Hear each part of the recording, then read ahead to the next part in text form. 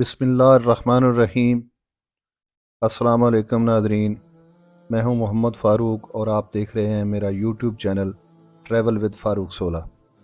Nadreen, आज मैं आपको सच्चे रसूल हज़रत नूह अलैहिस्सलाम के कश्ती के तूफ़ान के बारे में कहानी शेयर करने वाला हूं। नादरीन, कौम नूह अरसा दराज तक सनम परस्ती में मुब्तला रही। वो बुतों को खुदा समझते थे और उन्हें मुश्किल कुशा और हाजत रवा यकीन करते थे। वो उन्हें खैर व शर का मालिक ख्याल करते और उन्हें मुख्तलिफ नामों से पुकारते थे। किसी बुत का नाम वुद था, किसी का यागूस, किसी को स्वा और किसी को याऊक और किसी को नस के नाम से पुकारते थे। ये सब जहालत का शाखसाना और हवस परस्ती का नतीजा था। अल्लाह ताला ने उन्हें बुत परस्तों की तरफ हज़रत नूह अलैहिस्सलाम को नबी बनाकर भेजा। नूह अलैहिस्सलाम फसीहुल बयान नबी मुकर्रर तस्वर किए जाते थे। इसके साथ साथ अल्लाह ने उन्हें अक्ल खर्द, हिल्म, बुर्दबारी जैसी सफ़ात से भी नवाज रखा था। वो मुश्किलात में नहायत साबर थे। उन्हें अपनी बात मनवाने और दलाइल से बात करने का ढंग आता था। वो दूरअंदेश और समझदार शख्सियत के मालिक थे। आप अलैहिस्सलाम ने इन बुत परस्तों को पैगाम हक दिया, लेकिन उन्होंने पीठ फेर ली। उन्हें अज़ाब इलाही से डराया, लेकिन उन्होंने कोई तवज्जो न दी और आंखें मूंद लीं। उन्हें नेकी की तरगीब दी, लेकिन उन्होंने कानों में उंगलियां ठूंस लीं और तकब्बर करने लगे। इसके बावजूद हज़रत नूह अलैहिस्सलाम तबलीग करते रहे, इनके रवैये को सब्र व तहम्मुल से बर्दाश्त करते रहे और नहायत शीरीं लहजे में उन्हें समझाते रहे। आप उनके ईमान लाने के बारे में पुरुमीद थे। दिल में नाउमीदी का शैबा तक न था। असलूब बदल बदल कर वाज़ व नसीहत करते, हर ढब से उनको समझाने की कोशिश करते, सुबह शाम जलवत खलवत में उनकी हदायत के लिए दुआ करते। उन्हें बताते कि ज़रा इस वसी कायनात और इसके हुस्न जमाल को देखो। ये स्यारात और आसमान पर बेशुमार कंदीलें, आसमान पर तैरता चांद और चमकते सूरज, ये ज़मीन और उसके मतला पर फैला हुआ दिन का उजाला, इसकी संगलाख ज़मीनों से उगते सैकड़ों किस्म के फल और फसलें, ये सब फसीह ज़ुबान में कतई दलाइल के साथ इस ज़ात के वजूद का पता दे रहे हैं जिसकी कुदरतों की इंतहा नहीं। नूह अलैहिस्सलाम यूं ही वाज़ो नसीहत के मोती लुटाते रहे और फसाहत और बलागत का जादू जगाते रहे। अल्लाह के वजूद और वहदानियत पर दलाइल और बुरहान के वो जो हर लुटाए के लोग शशदर और हैरान रह गए। आपके वाज़ो नसीहत से मुतासब होकर खुशकिस्मत ईमान ले आए, मगर जिनके दिलों पर मोहर लग चुकी थी वो ईमान न लाए, और जिन्हें बदबख्ती ने लपेट रखा था हिदायत हासिल न कर सके। ये बदबख्त कौम के शरीफ लोग शुमार होते थे। इनका कौम में रोब और दबदबा था और उन्हें लोगों में एक ख़ास मकाम और मर्तबा हासिल था। उन्होंने एका कर लिया, आपकी मुखालफत करने लगे और आपकी तालीमात का तमस्खर उड़ाने लगे। वो कहने लगे, तू हमारी तरह का एक इंसान ही तो है और हमारे ख़ानदान का एक फ़र्द। अगर खुदा कोई कासद भेजता तो वो किसी फरिश्ते को भेज देता। हम इस फरिश्ते की दावत पर लब्बैक कहते और इसका कहा मान लेते। फिर जिन्होंने तेरे हाथ पर बैत की है उनका माशरे में मुकाम ही क्या है। उनके पेशे देखो, कोई शख्स भी तो इज़्ज़त और तकरीम का हामिल पेशा नहीं रखता। सब खसीस और कमी हैं। इन जलीलों ने बेसोचे समझे तेरी बात मान ली है और एक लम्हे के लिए भी गौर व फिक्र नहीं किया।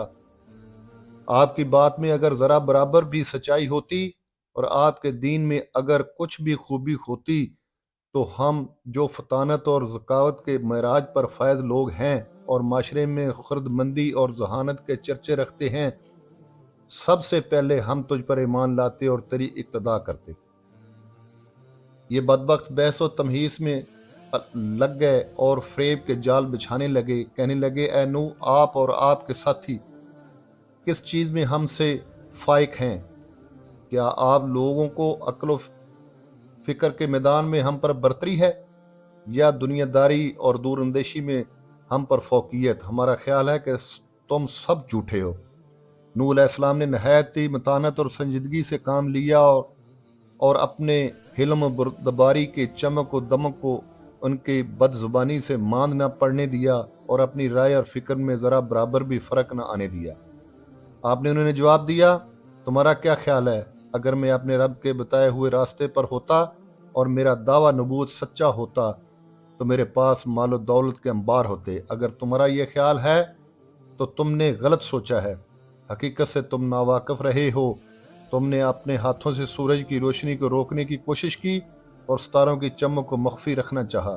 میں تمہیں الزام نہیں دے سکتا، میں تو اللہ کا پیغمبر ہوں، میں تمہیں ہدایت اور یقین دینے کی طاقت نہیں رکھتا، صرف تمہیں حقیقت سے باخبر کر سکتا ہوں۔ کہنے لگے، اے نوح، اگر تو ہماری ہدایت اور توفیق کا خواہاں ہے، اگر تو چاہتا ہے کہ ہم تمہاری مدد کریں اور عزت سے پیش آئیں تو پھر ان کمیوں اور غریبوں کے ساتھ اٹھنا بیٹھنا ترک کر دے اور انہیں بتا دے کہ وہ آئندہ تیری محفل میں آنے کی کوشش نہ کریں۔ ان جھوٹے اور بے وقت لوگوں کی حمایت اور دستگیری کا خیال دل سے نکال دے۔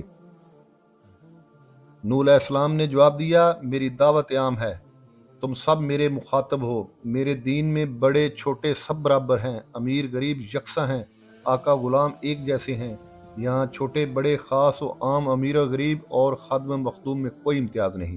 اگر میں تمہاری بات مان لوں اور اپنے ماننے والوں کو چھوڑ دوں تو دین کی نشر و اشاعت اور اپنے پیغام کی تائید پر کس طرح بھروسہ کروں؟ میں ان وفا شاروں کو کیسے چھوڑ دوں جنہوں نے میرا اس وقت ساتھ دیا جب تم نے مجھے مایوس کر دیا؟ نوح علیہ السلام نے انہیں جھنجھوڑا اور فرمایا، بے شک تم نے جہالت کی حد کر دی ہے اور حماقت کی انتہا کو چھو لیا ہے۔ میں کون ہوتا ہوں تمہیں عذاب میں مبتلا کرنے والا یا عذاب سے بچانے والا؟ میں تو تمہاری طرح ایک انسان ہوں، میری طرف وحی کی جاتی ہے، بے شک تمہارا معبود تو وہ یکتا ذات ہے۔ میں تو اللہ کا پیغام تم تک پہنچانے آیا ہوں، میں تو جنت کی بشارت دینے اور عذاب خداوندی سے ڈرانے آیا ہوں۔ ہر چیز تو اللہ کی دست قدرت میں ہے، اگر وہ کرم کرے تو تمہیں ہدایت دے، چاہے تو تمہیں فوراً عذاب سے دوچار کر دے۔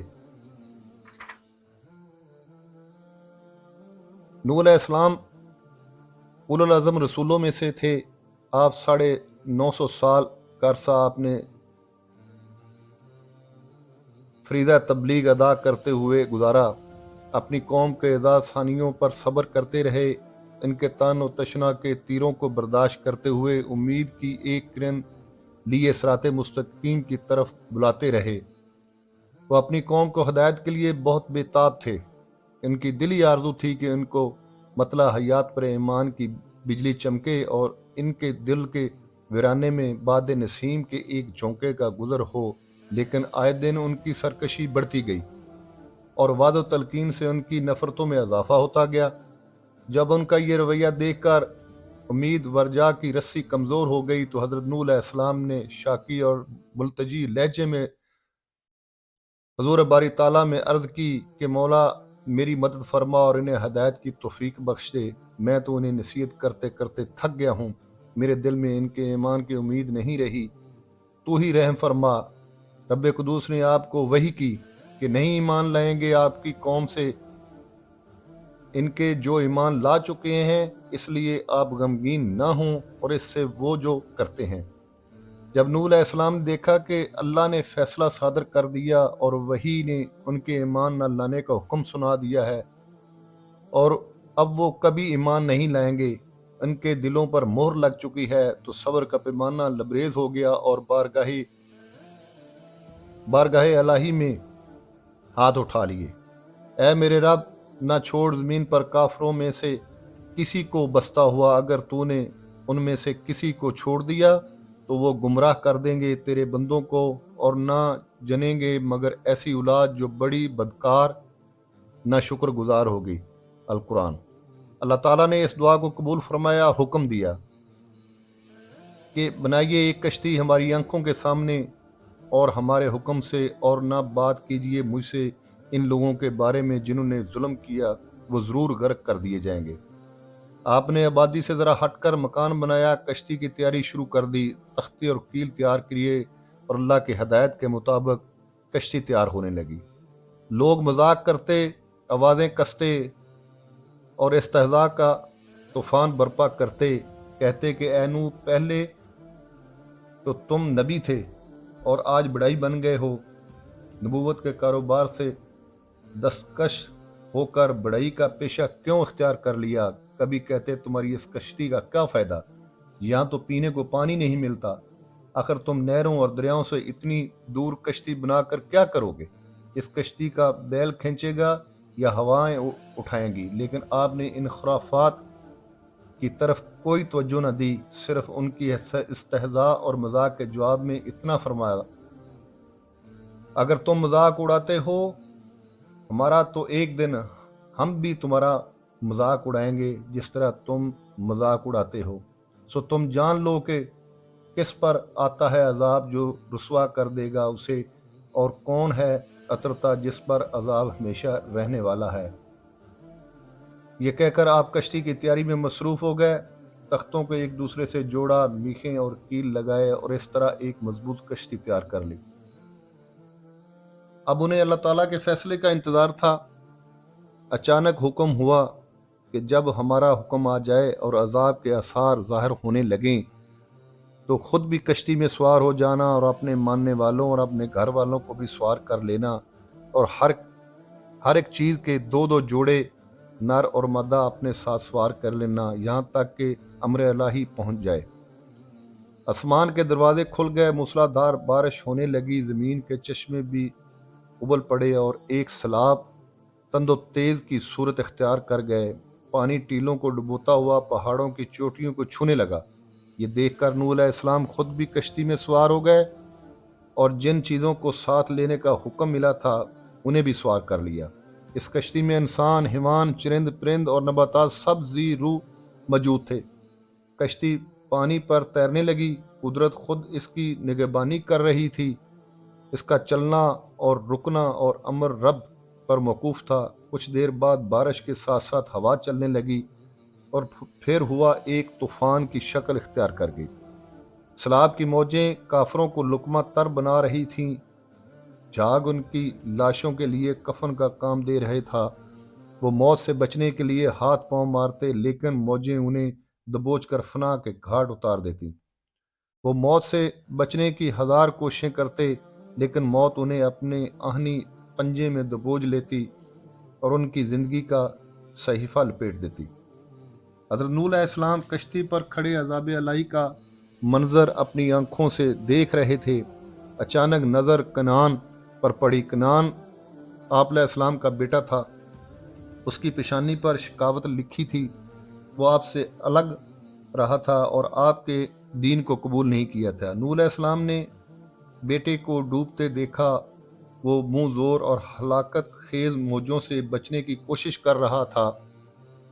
वो हाथ पांव मार रहा था कि किसी तरीके से बच निकले, कोई रस्सी इसके हाथ लग जाए जिसके सहारे वो नजात पाए, या किसी टीले पर कदम टिक जाएं और महफूज रहे। लेकिन मौत लम्हा बलम्हा उसके करीब आ रही थी और गरकाबी मुंह खोले इसका इंतजार कर रही थी। नूह अलैहिस्सलाम के दिल में जज्बा पिदरी करवटें लेने लगा।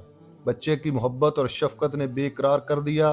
दिक्कत तारी हो गई और चीख उठे, ए कनान, ए मेरे लखते जिगर, तू अल्लाह की कुदरत और फैसले से भाग कर कहाँ जाएगा? अगर तुझे जान अजीज है तो ए मेरे बेटे, आ और ईमान की दौलत को सीने से लगा ले।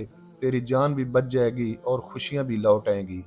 अगर घर वालों के साथ सादतदार दारैन का ख्वाह है तो आ बेटा, सवार हो जाओ हमारे साथ और ना मिलो काफरों के साथ। नूह अलैहिस्सलाम सोच रहे थे शायद यही आवाज़ उसके दिल की तहों तक पहुंच जाएगी और वो ईमान ले आएगा। ये चीख उसके शऊर से टकराएगी और गफलत के सारे पर्दे तार तार हो जाएंगे। लेकिन ये मुखलसाना नसीहत उसके नहा खाना दिल तक ना पहुंच सकी, बल्कि दिल पर पड़े पर्दों में अटक कर रह गई। वो अब भी यही सोच रहा था कि वो बच जाएगा और कुदरत के हाथों नाकारा कर देगा। अपने बाप के जवाब में कहने लगा, रहने दो, मैं पनाह नहीं लूंगा। किसी पहाड़ की चोटी पर वो बचा लेगा मुझे पानी से। नूह अलैहिस्सलाम बेटे की सरकशी देखकर परेशान हो गए। हज़नो मनाल के लहजे में उसे समझाने की कोशिश की और फरमाया, आज कोई बचाने वाला नहीं, अल्लाह के हुक्म से مگر جس پر وہ رحم کرے۔ القرآن۔ پھر نوح علیہ السلام اور کنعان کے درمیان ایک موج حائل ہو گئی اور وہ باپ کی آنکھوں سے اوجھل ہو گیا۔ وہ پھر اپنے لخت جگر کو نہ دیکھ پائے، دل کا شیشہ چور چور ہو گیا۔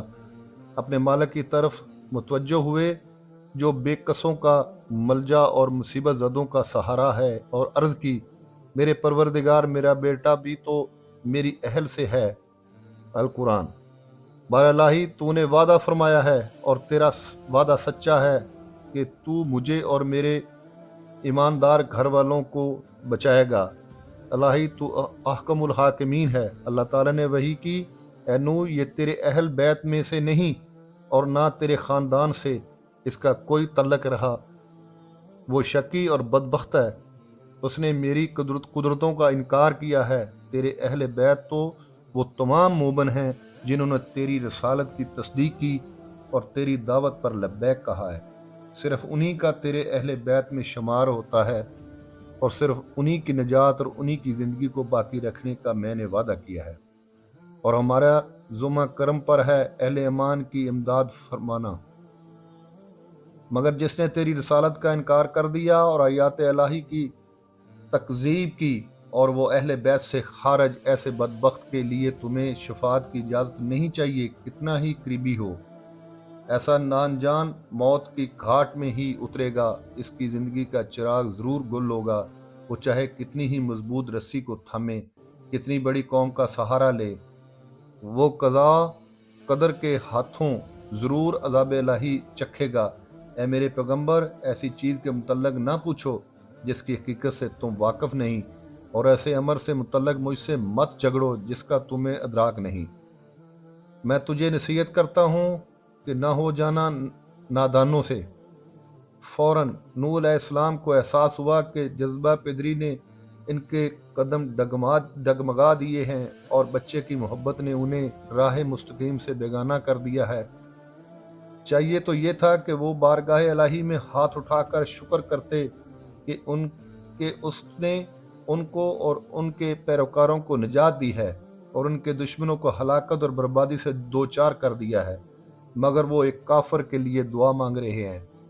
فوراً اللہ کے حضور جھک گئے، اپنی خطا پر اشک بہائے اور اللہ کی ناراضگی سے بچنے کے لیے استغفار کیا اور اعتراف کرتے ہوئے عرض کی، میرے پروردگار، میں پناہ مانگتا ہوں تجھ سے کہ میں سوال کروں تجھ سے ایسی چیز کا جس کا مجھے علم نہیں، اور اگر تو مجھے نہ بخشے اور مجھ پر رحم نہ کرے تو میں ہو جاؤں گا ضیاءکاروں سے۔ جب مقصد پورا ہو گیا اور ظالم قوم کا صحیفہ حیات ہمیشہ کے لیے بند ہو گیا تو بارش تھم گئی، زمین نے سارے پانی کو نگل لیا اور کشتی جو دی پہاڑوں پر رک گئی، اور ایک آواز آئی، برباد ہو جائے وہ قوم جو ستم شار ہے۔ ارشاد ربانی ہوا، اے نوح، اپنے ہم سفروں کو لے کر سلامتی سے کشتی سے اتر جاؤ، اب تم پر برکتوں کی بارش ہوگی، اب عنایت ربانی تمہاری نگہداشت کرے گی اور فضل خدا بندی تمہاری حفاظت کرے گا۔ ناظرین، یہ تھی آج کی میری ویڈیو، امید کرتا ہوں آپ کو ضرور پسند آئی ہوگی۔ ملیں گے نیکسٹ ویلاگ میں، تب تک کے لیے اجازت۔ پاکستان پائندہ باد۔